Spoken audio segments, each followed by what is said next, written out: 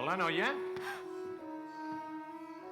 La geganta ha anat en aquella direcció. Estimada, no t'havia reconegut. Què fas amb aquests parracs? I amb una criatura? Has de tornar de seguida al castell. Hi ha un gegant que ronda per aquí. La geganta ha estat al castell. No! Estàs bé? Amor meu, per què estàs tan distant? Potser perquè, de fet, no sóc el teu únic amor. No és cert?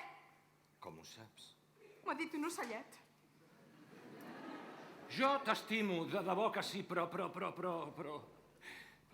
és cert, tens raó. I si dius que m'estimes, com m'has pogut fer això? Vaig pensar que quan fossis meva ja no desitjaria mai més ningú. I una part de mi està tan satisfeta i tan feliç com es pugui estar. Però hi ha una altra part que contínuament necessita més i més encara. Jo també, de vegades, he desitjat tenir més. Però això no vol dir que he sortit a buscar-ho. Si et comportes així quan ets príncep, què no faràs quan siguis rei? Vaig ser educat per ser encantador, no sincer. I no vaig demanar pas néixer rei, jo, i no sóc perfecte.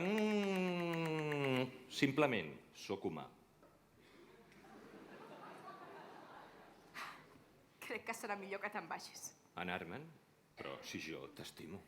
Fes com si m'hagués mort, víctima de la geganta. Això és el que realment vols. La casa del meu pare era un malson. El teu castell era un somni. Ara m'agradaria trobar un lloc entremig. Vés-te'n, sisplau.